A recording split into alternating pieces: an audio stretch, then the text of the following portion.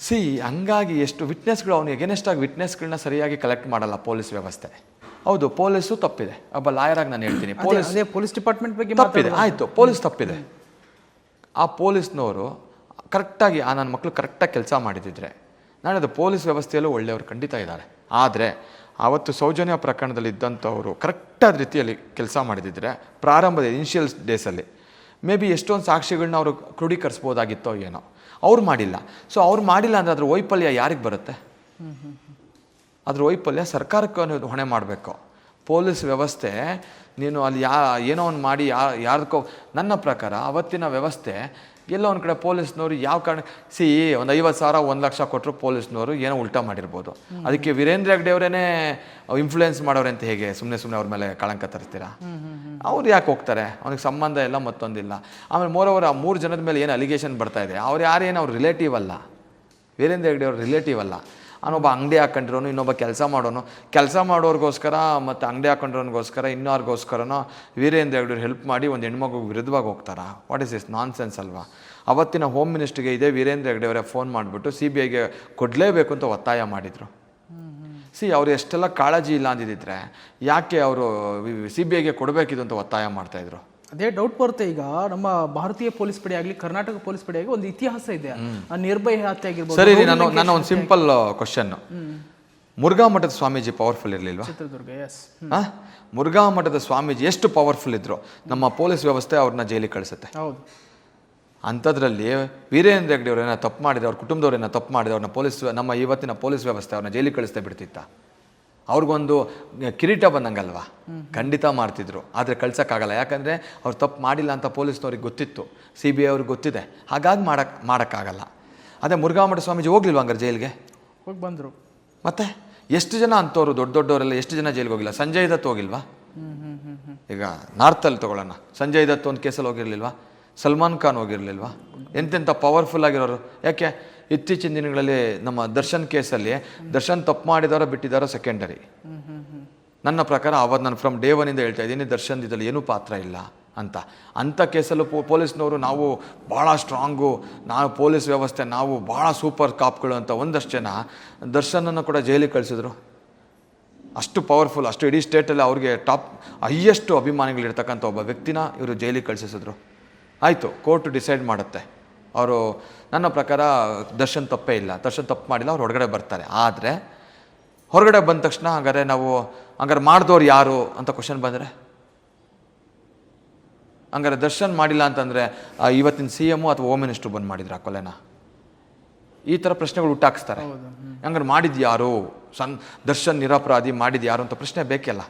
ಅದೇ ಥರ ಪ್ರತಿ ವಿಚಾರಗಳಲ್ಲೂ ಕೂಡ ಪೊಲೀಸ್ ವ್ಯವಸ್ಥೆಯ ವೈಫಲ್ಯ ಇರ್ತೈತೆ.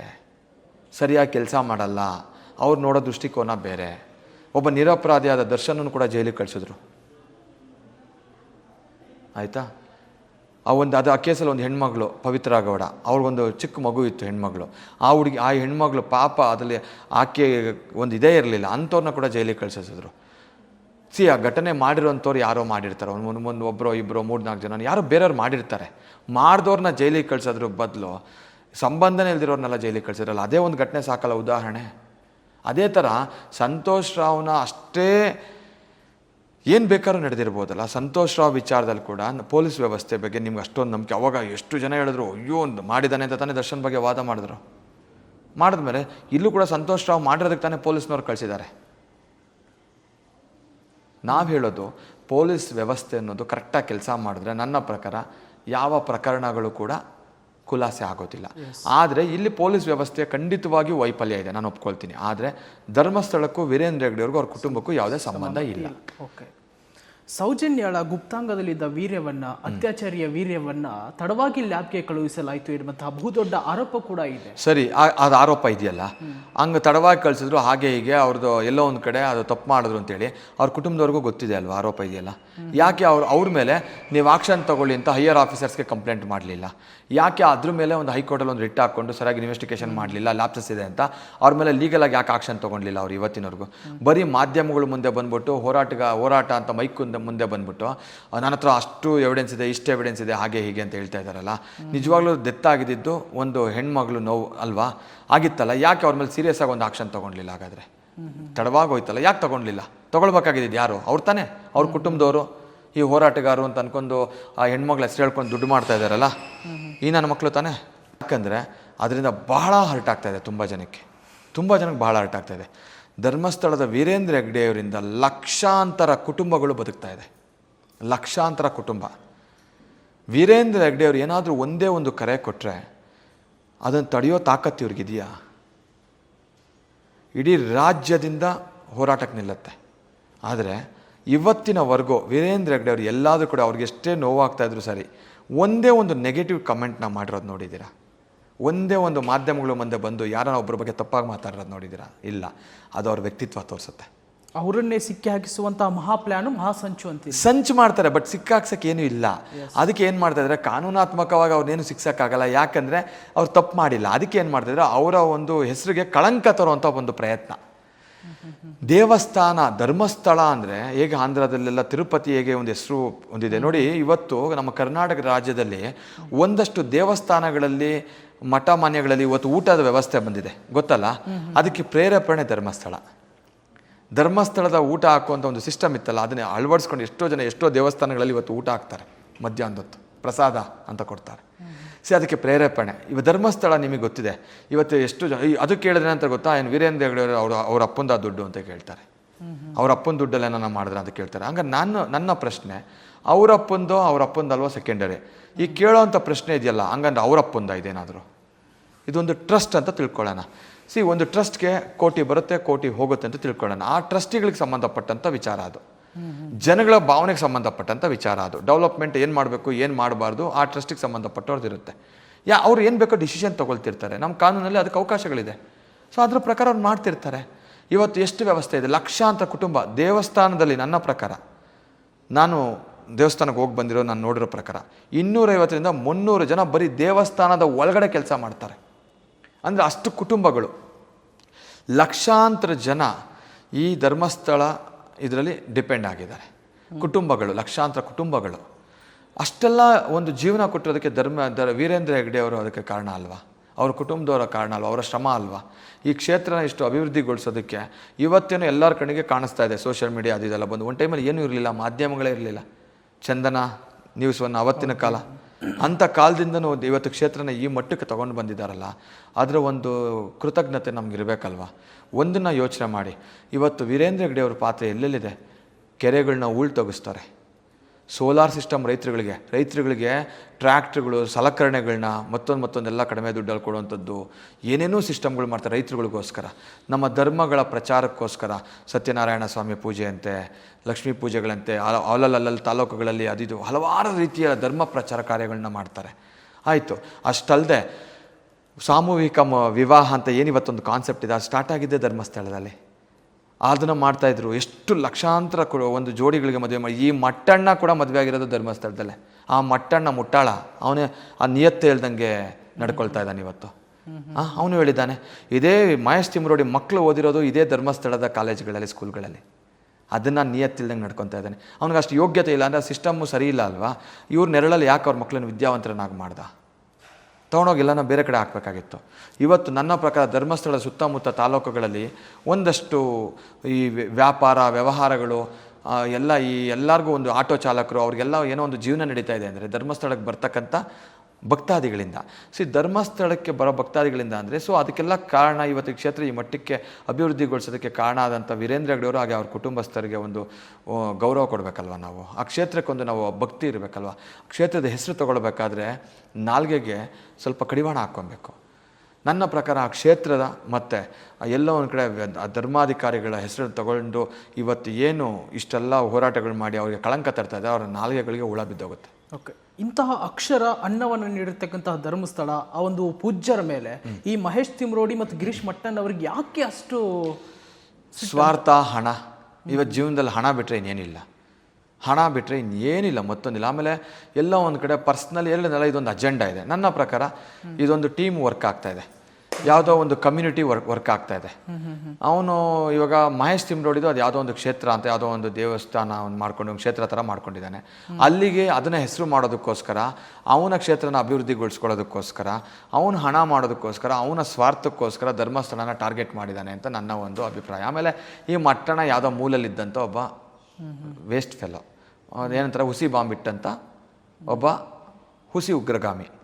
ಇವನು ನನ್ನ ಪ್ರಕಾರ ಎಲ್ಲೋ ಒಂದು ಕಡೆ ಈ ಒಂದು ಹೋರಾಟದಲ್ಲಿ ನಾನು ಭಾಗಿಯಾದರೆ ನಾನು ಇದರ ಒಂದು ಒಳ್ಳೆಯ ಹೆಸರು ಮಾಡ್ಬೋದು ಅನ್ನೋದು ಅವನ ಅಭಿಪ್ರಾಯ ಇರ್ಬೋದು. ಅದಕ್ಕೆ ಮಹೇಶ್ ತಿಮ್ರೋಡಿ ಜೊತೆ ಸೇರಿಕೊಂಡು ಇನ್ನೊಂದಷ್ಟು ಜನ ಅವರ ಹೋರಾಟದ ನೆಪ ಉಟ್ಕೊಂಡು ನನ್ನ ಪ್ರಕಾರ ಅದರಲ್ಲಿ ಬೆನಿಫಿಟ್ ತೊಗೊಂಡು ಒಂದಷ್ಟು ಹಣ ಮಾಡ್ತಾ ಇದ್ದಾರೆ ಅನ್ನೋದು ನನ್ನ ಒಂದು ಆರೋಪ. ಓಕೆ, ಇದು ಟಾರ್ಗೆಟ್ ಟೆಂಪಲ್ ಅಥವಾ ಟಾರ್ಗೆಟ್ ಹೆಗ್ಗಡೆ ಅಂತ ಹೇಳಿದ್ರಿ. ಆದರೆ ಸೌಜನ್ಯಳ ಒಂದು ಕುರಿತಾಗಿ ಇಷ್ಟು ಕೂಡ ಹೋರಾಟಗಳು ಆಗ್ತಾನೆ ಇದೆ. ಹಾಗಾದ್ರೆ ಹೋರಾಟವನ್ನು ಮಾಡಲೇಬಾರ್ದು? ಜಸ್ಟಿಸ್ ಫಾರ್ ಸೌಜನ್ಯ ಅನ್ನುವಂಥದ್ದಕ್ಕೆ ಸರಿ, ಹೋರಾಟ ಮಾಡೋದಕ್ಕೆ ಮಾಧ್ಯಮನ ಇರೋದು.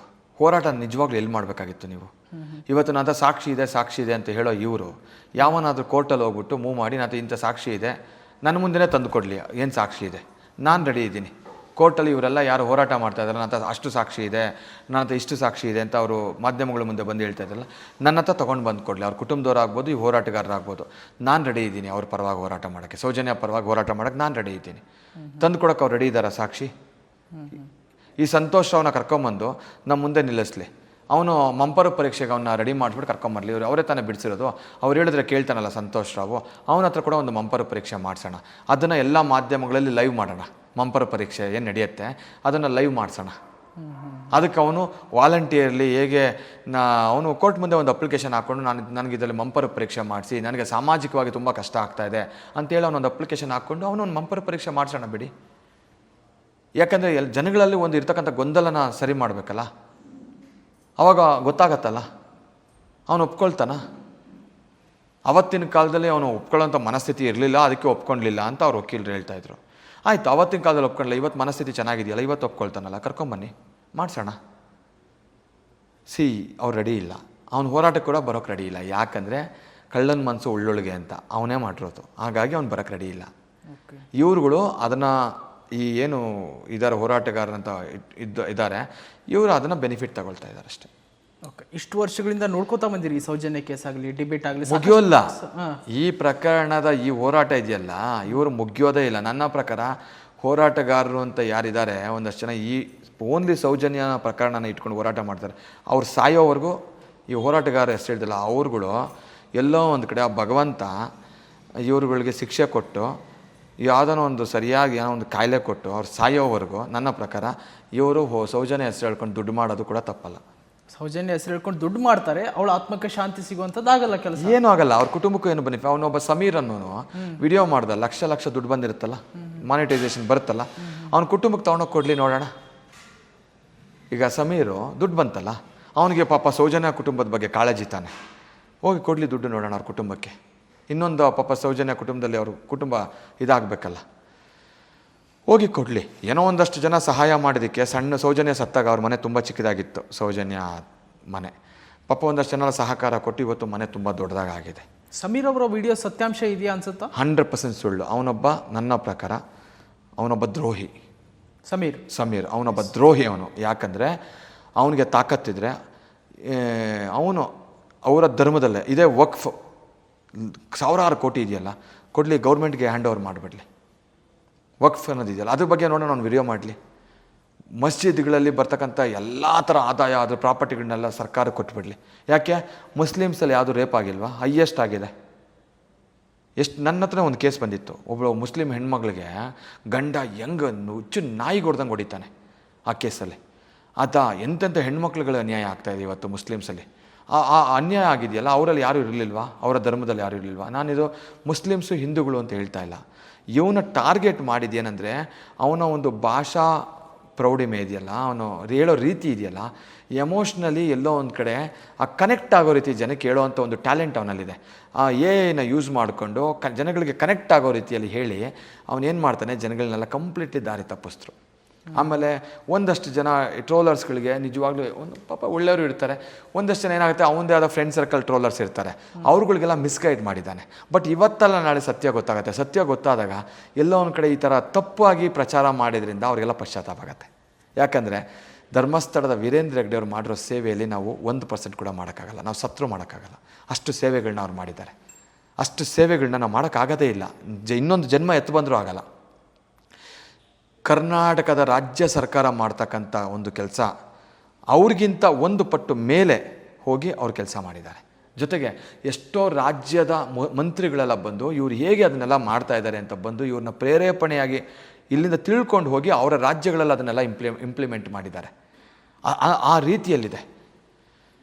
ಆಮೇಲೆ ಇತ್ತೀಚಿನ ನೋಡಿದೆ SKDRPಗೆ ಸಂಬಂಧಪಟ್ಟಂಗೆ ಅದನ್ನು ಮೀಟ್ರ್ ಬಡ್ಡಿ ಅವೆಲ್ಲ ಸುಳ್ಳು.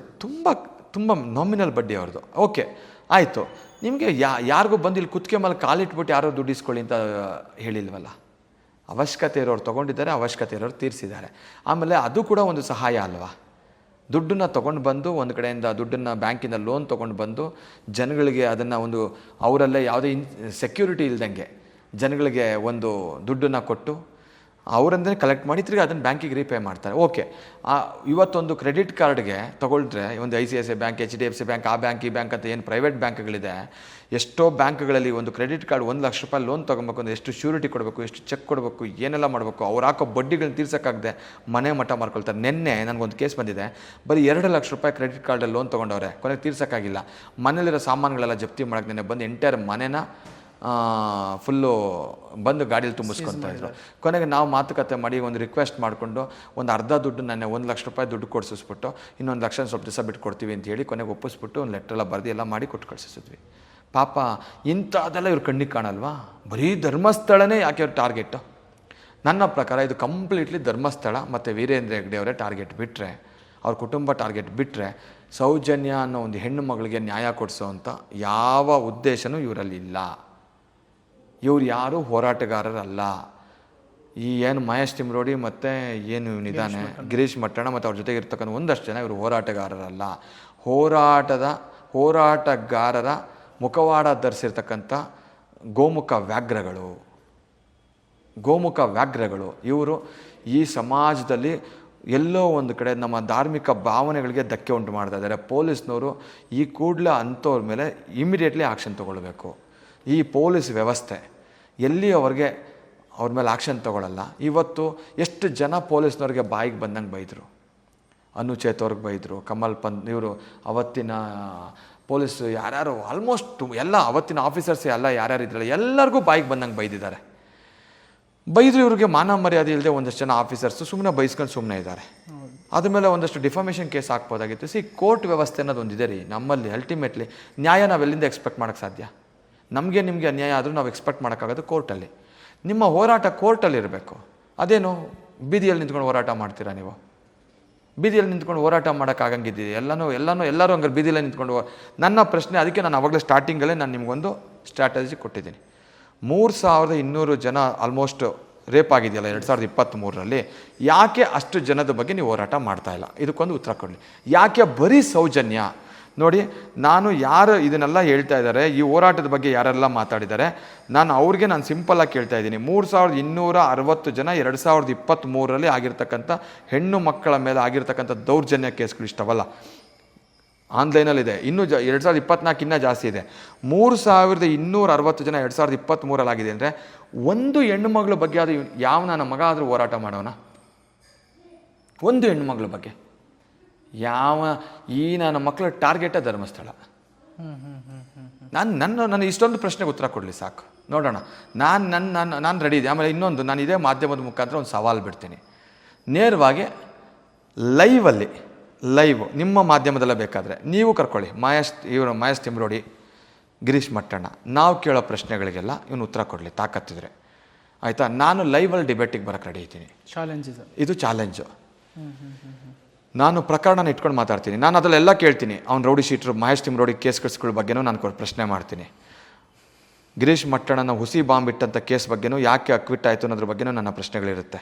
ಎಲ್ಲ ನಾನು ಚಾಲೆಂಜ್ ಆಗ್ತೀನಿ. ಅವ್ರಿಗೆ ನಿಜವಾಗ್ಲೂ ಅವ್ರಿಗೆ ಗಂಡಸ್ತಾನ ಇದ್ದರೆ, ಅವ್ರು ಗಂಡಸರಾಗಿದ್ದರೆ ಅವರು ಲೈವಲ್ಲಿ ಯಾಕಂದರೆ ರೆಕಾರ್ಡ್ ಆದಾಗ ಮೇ ಬಿ ಕಟ್ ಆಗ್ಬೋದು, ಇದಾಗ್ಬೋದು, ಲೈವಲ್ಲಿ ಬಂದು ಅವರು ಅಲ್ಲೇ ಎಲ್ಲೆಲ್ಲಿ ಕೂತಾರೋ ಅಲ್ಲಿಂದನೇ ಝೂಮಲ್ಲಿ ಬರಲಿ. ಅವರು ನಿಮ್ಮ ಮಾಧ್ಯಮದ ಮುಖಾಂತರ ಬಂದು ಲೈವಲ್ಲಿ ನನ್ನ ಹತ್ರ ಡಿಬೇಟಿಗೆ ಬರಲಿ. ನಾವು ಕೇಳೋ ಎಲ್ಲ ಪ್ರಶ್ನೆಗಳಿಗೆ ಅವರು ಉತ್ತರ ಇರಲಿ, ಅವ್ರು ಕೇಳೋ ಪ್ರಶ್ನೆಗಳಿಗೆ ನಾನು ಉತ್ತರ ಕೊಡೋಕ್ಕೆ ರೆಡಿ ಇದ್ದೀನಿ. ಜನಕ್ಕೆ ಈಗಾದರೂ ಆಗಲಿ, ಇದು ಯಾವ ಮಾಧ್ಯಮದಲ್ಲಿ ಅವ್ರು ಬಂದರೂ ಸರಿ, ಐ ಆಮ್ ರೆಡಿ.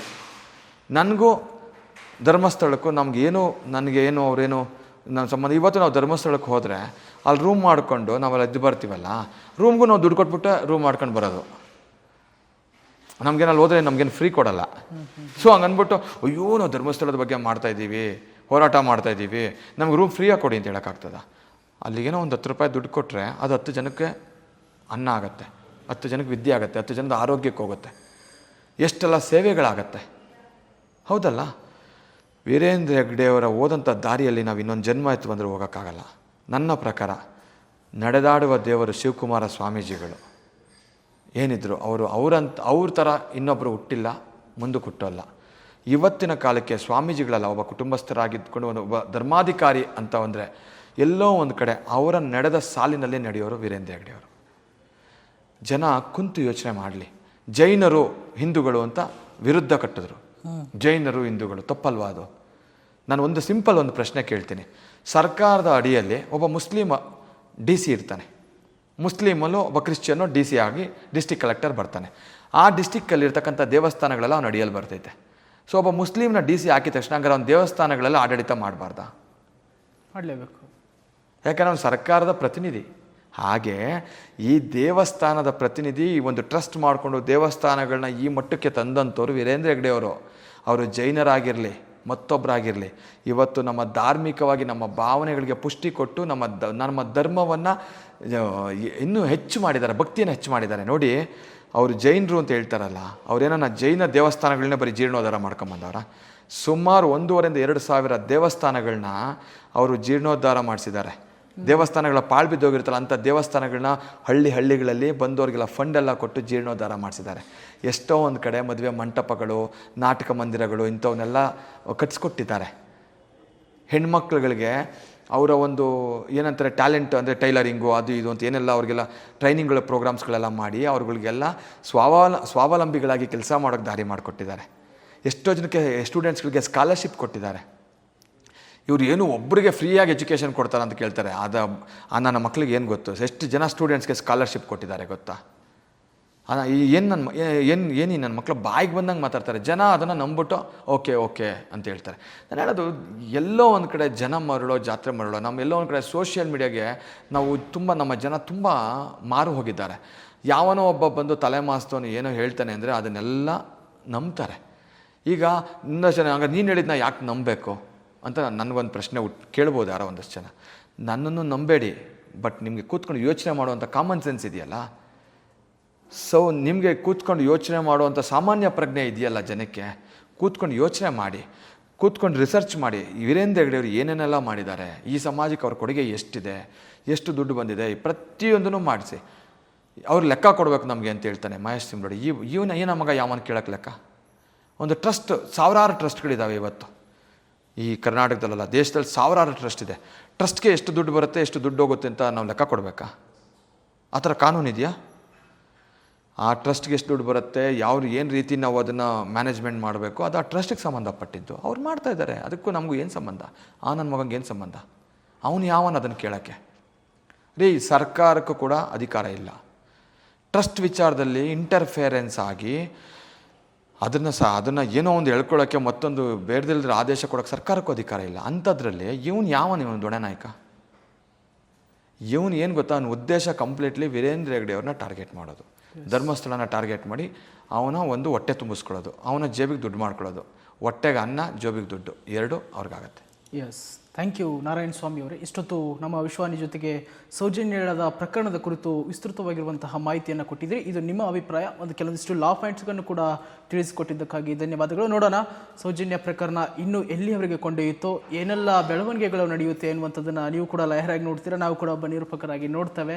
ಆದರೆ ಕೊನೆಗೆ ಸೌಜನ್ಯಳ ಆತ್ಮಕ್ಕೆ ಶಾಂತಿ ಸಿಗೋದು ಮಾತ್ರ ಯಾವಾಗೋ ಎನ್ನುವಂಥದ್ದು ಕೂಡ ಇನ್ನು ಕ್ವಶನ್ ಮಾರ್ಕ್ ಆಗಿ ಉಳಿಯುತ್ತೆ ಅಂತ. ಅಲ್ಲ, ಅದು ಭಗವಂತನ ದೃಷ್ಟಿಯಲ್ಲಿ ಖಂಡಿತವಾಗಿಯೂ ಅದು ಶಿಕ್ಷೆ ಏನು ತಪ್ಪು ಮಾಡಿದಾನಲ್ಲ ಅವನಿಗೆ ಖಂಡಿತವಾಗಿಯೂ ಆ ಶಿಕ್ಷೆ ಆಗೇ ಆಗತ್ತೆ. ಆಮೇಲೆ ತಪ್ಪು ಮಾಡಿ ತಪ್ಪಿಸ್ಕೊಳ್ಳೋಕ್ಕೆ ಕಾರಣ ಆದಂಥವ್ರಿಗೂ ಕೂಡ ಆ ಭಗವಂತ ಶಿಕ್ಷೆ ಕೊಡಲಿ ಅಂತ ದೇವ್ರ ಹತ್ರ ನಾವು ಕೇಳ್ಕೊಳ್ತೀವಿ. ಯಾಕಂದರೆ ಎಲ್ಲೋ ಒಂದು ಕಡೆ ನ್ಯಾಯಾಂಗದಲ್ಲಿ ಶಿಕ್ಷೆ ಸಿಕ್ಕಿಲ್ಲ, ಭಗವಂತನ ದೃಷ್ಟಿಯಲ್ಲಿ ಖಂಡಿತ ಶಿಕ್ಷೆ ಆಗೇ ಆಗುತ್ತೆ ಅನ್ನೋ ಒಂದು ವಿಶ್ವಾಸ ಖಂಡಿತ ನಮಗಿದೆ. ಯಾಕಂದರೆ ಅಲ್ಟಿಮೇಟ್ಲಿ ನಾವು ನಂಬೋದು ದೇವರನ್ನು, ಯಾಕಂದರೆ ನಾವು ಭಾರತೀಯರು. ಎಸ್, ಆ ಮಂಜುನಾಥನೇ ನೋಡ್ಕೊಳ್ಳಿ ಅನ್ನೋಂಥದ್ದು ಅಷ್ಟೇ. ಎಸ್ ವೀಕ್ಷಕರೇ, ಇದಾಗಿತ್ತು ನಾರಾಯಣ ಸ್ವಾಮಿಯವರ ಮಾತುಗಳು. ಸೌಜನ್ಯ ಪ್ರಕರಣದ ಕುರಿತು ಹಲವಾರು ಗುಮಾನಿಗಳು ಎದ್ದಿದೆ. ಒಂದು ಟಾರ್ಗೆಟ್ ಪ್ರೊಟೆಸ್ಟ್ ನಡೀತಾ ಇದೆ. ತಮ್ಮ ಒಂದು ವೈಯಕ್ತಿಕ ಲಾಭಕ್ಕೋಸ್ಕರ ಸೌಜನ್ಯಳನ್ನು ಎತ್ತಿ ತರಲಾಗ್ತಾ ಇದೆ. ಆದರೆ ಸೌಜನ್ಯ ಆತ್ಮ ಮಾತ್ರ ಈ ಒಂದು ನಡುವೆ ಅದು ವಿಲವಿಲ ಒದ್ದಾಡ್ತಾ ಇದೆ. ಆದರೆ ಕೊನೆಗೆ ಯಾವಾಗ ಆ ಒಂದು ಆತ್ಮಕ್ಕೆ ಶಾಂತಿ ಸಿಗುತ್ತೆ ಎನ್ನುವಂಥದ್ದನ್ನು ಕಾದು ನೋಡಬೇಕು. ಇದಾಗಿತ್ತು ನಾರಾಯಣ ಸ್ವಾಮಿಯವರ ಮಾತುಗಳು. ಮತ್ತಷ್ಟು ವೈವಿಧ್ಯಮಯ ಸುದ್ದಿಗಳಿಗಾಗಿ ನೋಡ್ತಾ ಇರಿ ವಿಶ್ವವಾಣಿ ಟಿವಿ. ನಮಸ್ಕಾರ.